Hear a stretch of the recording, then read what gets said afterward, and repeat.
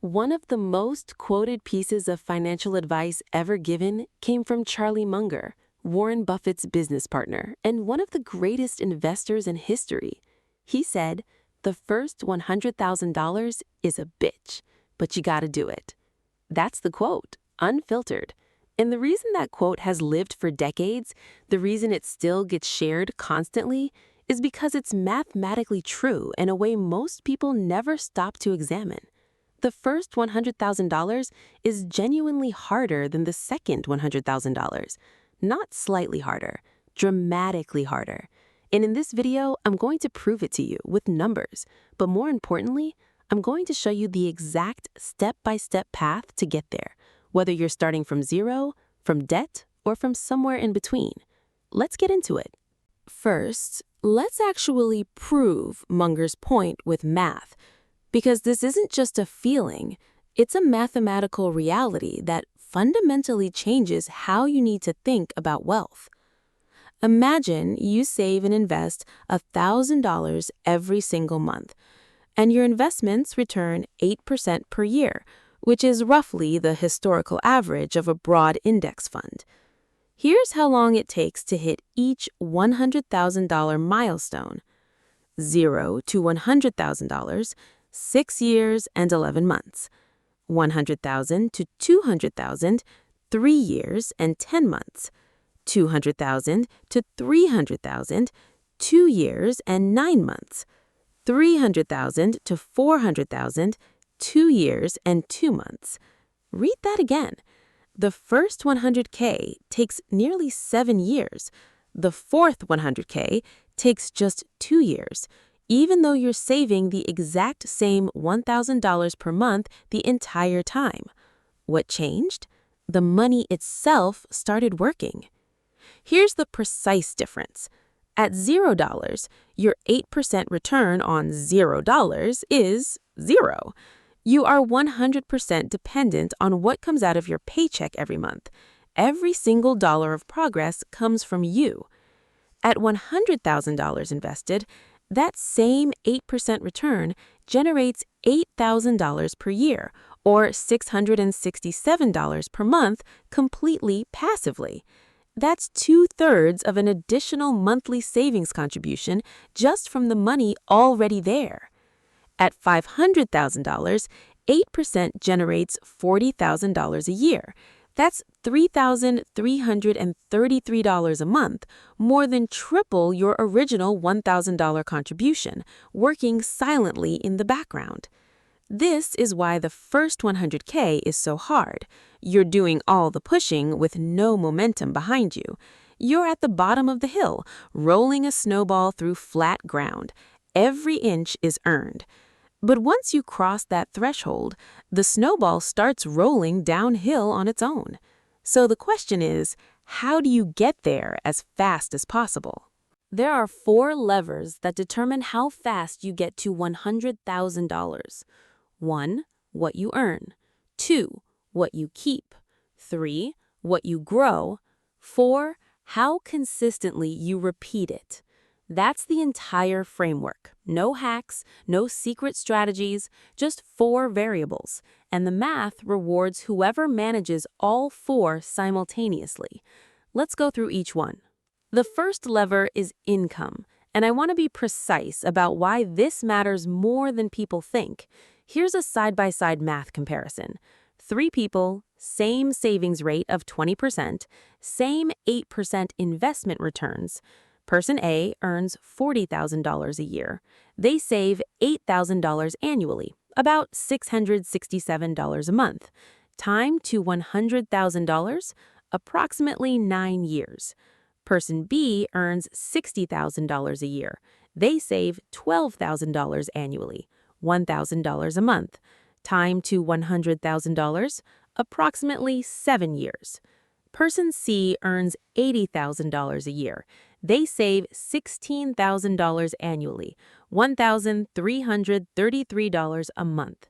Time to $100,000, approximately 5.5 years. The same savings discipline, the same investment strategy, the only variable is income, and it compresses the timeline by years. Now, I'm not here to tell you to simply make more money, like that's an obvious or easy thing, but I do want to push back on something a lot of people believe, which is that income increases require completely starting over or taking massive risks.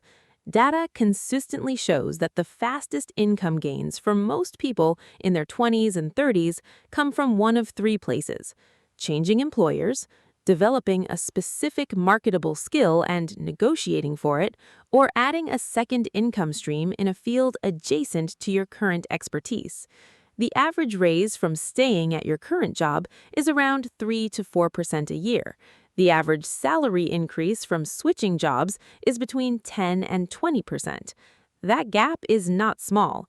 Over a 5-year period, it can represent tens of thousands of dollars in compounding income. Earn more. The math rewards it disproportionately. The second lever is what you keep, your savings rate. And here's where most personal finance advice completely loses the plot. The conversation is almost always about cutting small expenses. Skip the latte, cancel Netflix, make coffee at home. And look, I'm not saying those things don't matter, but let's be mathematically honest about their impact. If you spend $6 on coffee every workday, that's roughly $1,500 a year. Invested at 8% over 7 years, it becomes about $2,100. Meaningful? Yes. Life-changing? No. The actual high-leverage savings decisions are the big three: housing, transportation, and food. These three categories alone account for roughly 60 cents of every dollar the average American spends. If your rent or mortgage consumes more than 28 to 30% of your gross income, you are mathematically impaired in your ability to build wealth. That is not a judgment. That is arithmetic. The data also shows something counterintuitive. It's not the people with the highest incomes who save the most. It's the people with the lowest lifestyle inflation. Every time your income goes up, the default human behavior is to upgrade your life in proportion. New apartment, new car, new wardrobe. Lifestyle creep is silent and it is relentless. The people who reach $100,000 fastest are almost always the ones who resisted the upgrade, who kept living like they earned last year's salary when this year's salary was 20% higher. Your savings rate is your most controllable variable. Protect it deliberately. You could do everything right on income and savings and still dramatically slow yourself down by putting your money in the wrong place. Let's do the math on this directly. Take $1,000 a month consistently for 7 years. In a standard savings account at 0.5% interest, you end up with approximately $88,000. You put in $84,000. Your money grew your balance by $4,000 over 7 years. In a broad market index fund averaging 8% annually, you end up with approximately $114,000. That same $84,000 in contributions grew by $30,000. Same income, same discipline, same timeline. A $26,000 difference, purely from where the money lives. Now, investing does involve risk. Markets go down, sometimes significantly. But for a timeline of 7 to 10 years or more, the historical data is unambiguous. The stock market has recovered from every single downturn in its history and continued higher. The vehicle that most financial experts, including Buffett himself, recommend for this stage of wealth building is a low-cost, broad index fund, something like VOO or VTI. Not individual stocks, not crypto, not anything that requires you to be right about a single company. At $0 to $100,000, your job is not to pick winners. Your job is to not lose time. Put your money where the math has historically worked and leave it there. The fourth lever is the most underrated of all: unbroken consistency. Here's a comparison that makes this concrete. Investor A invests $1,000 every month for 84 months, 7 years, without interruption. End result, approximately $114,000. Investor B invests the same $1,000 a month, but stops for 12 months in year 3. Maybe a job loss, an emergency, a lifestyle upgrade. Same 7-year window. End result, approximately $98,000. A single year of interruption costs $16,000 in that final outcome, not because they lost the money, but because they lost the compounding time. This is why an emergency fund is not optional, it is infrastructure. 3 to 6 months of expenses in a high-yield savings account is not money you could be investing, it is the protection that keeps your investments uninterrupted. Consistency is compounding's only requirement. Give it that, and it does the rest. All right, let's put it all together into a clear sequential plan. These steps work in order. Skip one, and the next one is harder. Step 1. Zero out high-interest debt first. If you have credit card debt above 10% interest, paying it off is a guaranteed return equal to that interest rate. No investment reliably beats a 20% guaranteed return. Clear it first. Step 2. Build a $1,000 starter emergency fund. Not the full 3 to 6 months yet, just $1,000. This prevents the small emergencies that break the savings habit. Step 3. Capture your employer 401k match. If your employer matches contributions and you're not taking it, you are leaving free money on the table. This is a 50 to 100% instant return on your contribution. There is no better investment available to you. Step 4. Build the full emergency fund. 3 to 6 months of expenses. High-yield savings account. Not invested, liquid. This is your consistency insurance. Step 5. Invest the remainder aggressively in a tax-advantaged account. Roth IRA first if you're eligible, $7,000 annual limit as of 2024, then back to your 401k, then a standard brokerage, broad index funds. Automate the contributions so it happens before you see the money.